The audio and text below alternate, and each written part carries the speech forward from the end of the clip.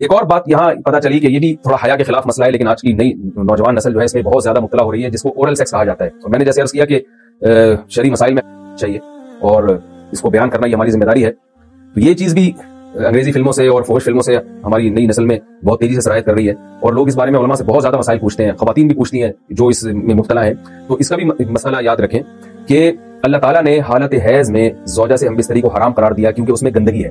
اب آپ دیکھیں کہ وہ گندگی اس درجے کی نہیں ہے جتنی اورل سیکس میں گندگی ہوتی ہے.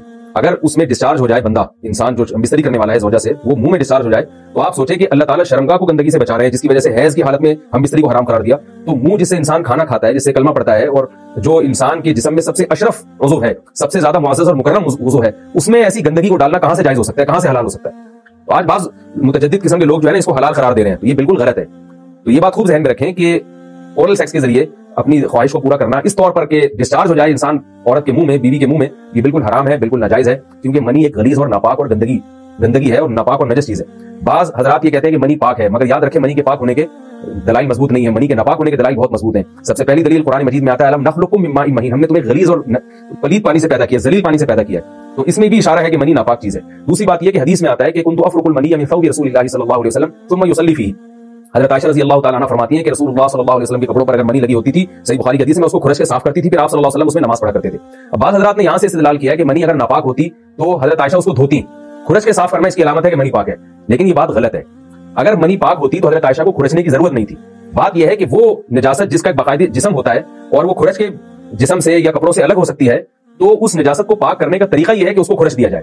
ناپاک تھی تبھی تو حضرت عائشہ رضی اللہ تعالیٰ عنہ اس کو باقاعدہ کھرچ رہی ہیں اور دور کر رہی ہیں. اور گیلی منی کو یہ ثابت ہے کہ حضرت عائشہ رضی اللہ تعالیٰ عنہ آپ صلی اللہ علیہ وسلم کے کپڑوں سے دھویا کرتی تھی اور آپ صلی اللہ علیہ وسلم اس میں نماز پڑھا کرتے تھے. حضرت عمر رضی اللہ تعالیٰ عنہ کے دور میں کسی شخص کو اطلاع ہوا تو اس نے اپنے پورے جو ہے نا وہ کپڑے دھوئے، تو حضرت عمر نے اس کو منع کیا، فرمایا کہ اتنا کافی تھا کہ اس جگہ کو تم دھو لیتے. تو اس میں بھی حضرت عمر اس کو باقاعدہ دھونے کا حکم دے رہے ہیں. کسی بھی صحابی نے اعتراض نہیں کیا کہ یا امیر المومنین آپ ان کو دھونے کا حکم کیوں دے رہے ہیں، منی تو پاک ہے. تو منی کے جو ناپاک ہونے کے دلائل ہیں وہ بہت مضبوط ہیں. باقی اس کو جو کھرچنے کا حکم ہے وہ اس لیے کہ منی کے پاک جو اگر خشک ہو جائے تو وہ کھرچ کے بھی پاک ہو جاتی ہے، اس کو پھر دھونا ضروری نہیں ہوتا. اس کی مثال ایسے جیسے حدیث میں آتا ہے، صحابہ کرام فرماتے ہیں کہ ہمارے تلواروں میں دشمن کا خون لگا ہوتا تھا تو ہم اس کو زمین پہ اچھی طرح رگڑ کے اسی کو لٹکا کے نماز پڑھتے تھے. تو دیکھیں خون بھی ایسی چیز ہے کہ جو سوکھنے کے بعد اس کی ایک پاپڑی سی جم جاتی ہے. تو حالانکہ خون کو بھی ناپاک مانا جاتا ہے، جمہور علماء کے یہاں خون ناپاک چیز ہے، لیکن صحابی کیا کر رہے ہیں، اس کو رگڑ کے زمین پہ اور خوش جو اس کو اچھی طرح رگڑ کے جب اس کا اثر زائل ہو گیا تو اسی کو لٹکا کے نماز پڑھ رہے ہیں. تو جیسے خون ناپاک ہونے کے باوجود رگڑنے سے پاک ہو جاتا ہے اگر کسی ایسی چیز پہ لگا ہو جو لوہے یا ایسی سخت چیز پہ، تو ایسے ہی منی اگر کپڑوں پہ لگی ہو خشک ہو جائے تو اس کو اچھی طرح جب کھرچ دیا جائے تو وہ پاک ہو جاتی ہے. لیکن اس سے یہ ثابت نہیں ہوتا کہ منی ناپاک پہلے سے ہی پاک ہے. ایک اور دلیل منی کے ناپاک ہونے کی ہے کہ جو مدی ہے، ٹرانسپیرنٹ پانی جو مرد کے جسم سے نکلتا ہے، وہ اگر جسم سے نکل جائے تو غسل فرض ہو جاتا ہے، وضو فرض ہو جاتا ہے، اور منی نکل جائے تو غسل فرض ہوتا ہے. اب یہ کیسی بات ہے کہ مدی کے نکلنے سے جس سے وضو فرض ہو رہا ہے وہ تو ناپاک ہے، اور منی نکلنے سے جب غسل فرض ہو رہا ہے بڑی والی طہارت، اس کو ہم پاک قرار دیں.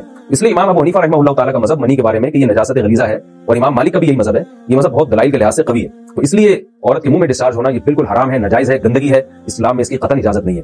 اور اگر ان ائمہ کا مذہب لیا جائے جو منی کو پاک سمجھتے ہیں، اس لیے میں یہ کر رہا ہوں کہ بعض حضرات نے اس پہ فتویٰ دیا ہے کہ یہ چونکہ پاک ہے لہذا اگر یعنی کوئی شخص منہ میں بھی ڈسچارج ہو جائے تو یہ بھی جائز ہے. یہ 100% غلط فتویٰ ہے. اس لیے کہ جو حضرات اس کو پاک کہتے ہیں وہ بھی اس کو خبائث میں داخل کرتے ہیں، حرام چیزوں میں داخل کرتے ہیں. اس کا کھانا یا اس کا منہ میں ڈالنا وہ بھی جائز نہیں کہتے. تو اس لحاظ سے بھی یہ ناجائز ہے اور بہت ساری بیماریوں کا ذریعہ بھی ہے.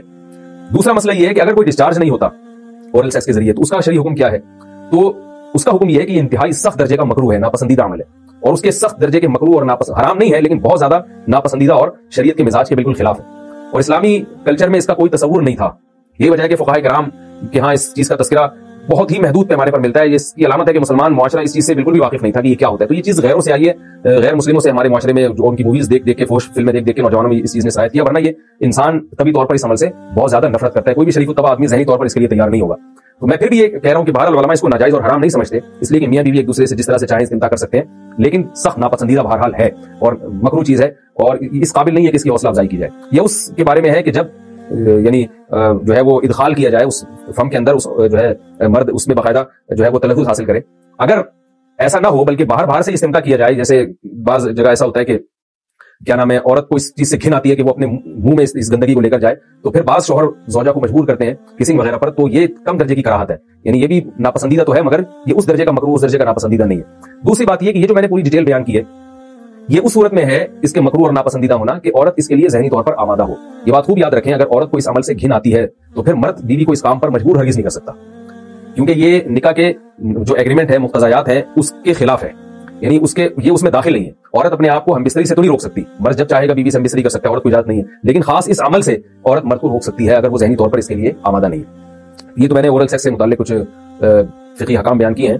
دوسری بات یہ, اس کا بھی مسائل پوچھے جاتے ہیں کہ بعض مرد اپنی زوجہ کو مجبور کرتے ہیں غیر فطری طریقے سے ہم بستری کرنے پر, پچھلے راستے پر ہم بستری کرنے پر. تو یہ بات یاد رکھیں کہ ایسی صورت میں عورت پر اصل حکم یہی ہے کہ وہ ایسے مرد سے طلاق لے لے اور اس کو اپنے قریب نہ آنے دے, کیونکہ اس میں نقصان یہ ہوتا ہے کہ اگر عورت اس کام کی مرد کو اجازت دے دے تو کچھ وقت کے بعد اس کی اپنی نیچر تبدیل ہو جاتی ہے, اپنی فطرت بدل جاتی ہے اور اسے اسی غیر فطری کام میں لذت آنا شروع ہو جاتی ہے. تو اپنے آپ کو گندگی سے بچانا یہ بہت ضروری ہے. اور اگر وہ یہ سمجھتی ہے کہ طلاق کے بعد اس کے دوبارہ نکاح نہیں ہوگا, اس کی زندگی تباہ نہیں ہوگی, تو پھر سخت مجبوری میں اگر مرد اس کو دھمکیاں دیتا ہے مارنے کی یا طلاق کی, تو ایسی مجبوری میں پھر اللہ کی راہ میں سے امید ہے کہ گناہ صرف مرد کے کندھوں پر ہوگا. ایک اور علمی نقطے کی بات ہمیں یہ پتہ چلتی ہے اس آیت میں کہ نساؤکم حرث لکم, اللہ تعالیٰ نے نکاح کا بنیادی مقصد حرث بتایا ہے, یعنی نسل بڑھانا. یہ جو فیملی پلاننگ والے آج جس دعوت کو لے کے چل رہے ہیں کہ بچے 2 ہی اچھے, یہ جو پوری دنیا میں ایک تحریک چل رہی ہے, یہ قرآن و سنت کے 100% خلاف ہے. قرآن کے واضح نصوص اور احادیث تو اس بارے میں بہت ہی تفصیل سے ہیں. میری جو کتاب ہے ایک سے زائد شادیوں کی ضرورت کیوں, اس میں تقریباً 50 صفحے میں نے صرف اسی پر لکھے ہیں کہ اسلام نسل بڑھانے پر بہت زیادہ حریص ہے. اسلام چاہتا ہے کہ مسلمانوں کی نسل بڑھے, اور اس پر جو لوگوں کے اعتراض ہوتے ہیں کہ رزق کی تنگی ہوگی, تربیت نہیں ہو سکے گی, اس تحریر میں ان تمام باتوں کے جوابات ہیں.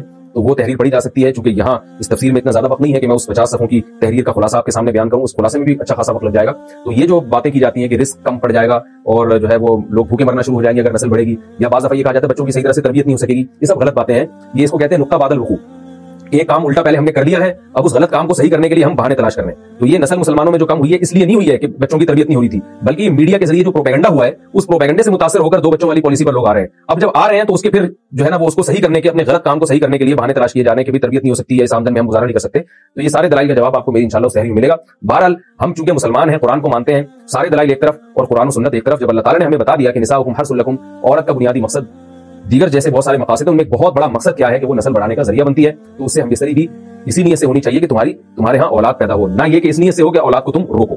باقی اولاد روکنے کے فقہی احکام کیا ہیں, ان صورتوں میں وقتی ضرورت کے پیش نظر اولاد آپ روک سکتے ہیں, وہ ضرورت پڑنے پر آپ علماء سے پوچھ سکتے ہیں. وہ زوجہ تھکاوٹ کی وجہ سے شوہر کو قریب آنے سے منع کر سکتی ہے. اگر گھر کے کام کاج کی وجہ سے, تھکاوٹ کی وجہ سے عورت اپنے شوہر کو قریب نہ آنے دے تو کیا ایسا کرنا بھی گناہ ہوگا؟ یہ مسئلہ اگرچہ حیا کے خلاف ہے, اور میں خاتون کا نام بھی اناؤنس نہیں کرنا چاہ رہا جنہوں نے پوچھا ہے, تو حیا کے خلاف ہے مسئلہ, لیکن یہ بہت زیادہ پوچھا جاتا ہے اور اس میں بہت سارے گھرانے مبتلا ہیں, اس لیے میں بیان کر رہا ہوں. اور حدیث میں اس میں بہت واضح احکام ملتے ہیں.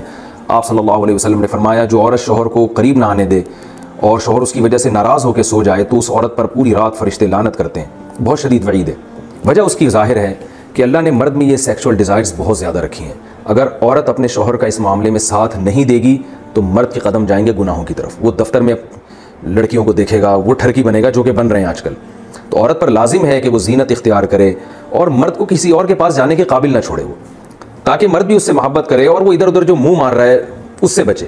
دیکھیں یورپ میں تو اس کو جرم سمجھا جاتا ہے کہ بیوی کی پرمیشن کے بغیر شوہر اس کے پاس چلا جائے, وہ جرم سمجھتے ہیں. وجہ اس کی ہے کہ ان کے ہاں بے حیائی کو اتنا بڑا جرم ہی نہیں ہے.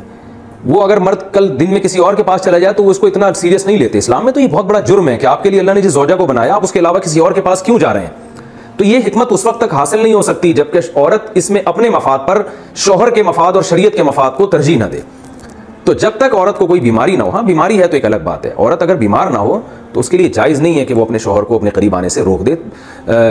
تو اصل مسئلہ تو یہی ہے. لیکن شوہر کو بھی بہرحال یہ چاہیے کہ اگر اس پہ بہت زیادہ غلبہ نہیں ہے اور اسے گناہ کا خطرہ نہیں ہے اور وہ یہ سمجھ رہا ہے کہ زوجہ کام کاج کی وجہ سے بہت زیادہ تھک گئی ہے, اس کی نیند میں بہت خرابی ہوگی, تو شوہر کے لیے بہرحال اخلاقیات کا تقاضا یہ ہے کہ کہیں بھاگی نہیں جا رہی ہے, زندگی بھر آپ کے ساتھ ہی ہے, تو تھوڑا سا اپنی خواہش کو آپ کنٹرول کر لیں. اخلاقیات کا تقاضا ہے. قانون تو ایسے موقع پہ شوہر کا ساتھ دے گا, اسلامی قانون, عورت کو برا کہے گا, لیکن اخلاقیات بھی کوئی چیز ہوتی ہیں. بھائی آج کے بجائے صبر کر لو تو اور اپنے آپ کو کنٹرول کر لو. تو کبھی کبھار اگر ایسا ہوتا ہے تو شوہر کی کو چاہیے کہ وہ اخلاقیات کا مظاہرہ کریں اور بیوی کو مجبور نہ کریں. لیکن بہرحال قانون یہی ہے کہ عورت کے لیے اپنے آپ کو روکنا جائز نہیں ہے, کیونکہ اس میں عورت کا کوئی خاص نقصان بھی نہیں ہوتا. انرجی تو مرد کی یوٹیلائز ہوتی ہے بہت زیادہ. تو عورت جس کا زیادہ نقصان نہیں ہو رہا اور مرد جس کا بیڑا غرق ہونے کا خطرہ ہے, اس کی نیند خراب ہو سکتی ہے رات کی اور پھر اگلے دن اس کو گناہ کا خطرہ ہے. جب انسان کی ڈیزائرز پوری نہیں ہوتی وہ تو بعض دفعہ درندہ بن جاتا ہے. یہ جو آج کل اتنے واقعات ہو رہے ہیں ریپ کے اور جو قتل کے واقعات ہو رہے ہیں اور یہ جو بدماشیاں پھیل رہی ہیں, یہ زیادہ تر انہی لوگوں کی ہے جن کی یہ حلال طریقے سے خواہش پوری نہیں ہو رہی اور وہ مطمئن نہیں ہو پا رہے, تو وہ پھر اس طرح کی حرام کاریوں کی طرف جاتے ہیں. تو اس لیے شریعت نے بہرحال حکم دیا ہے کہ اس معاملے میں عورت شوہر کا ساتھ دے.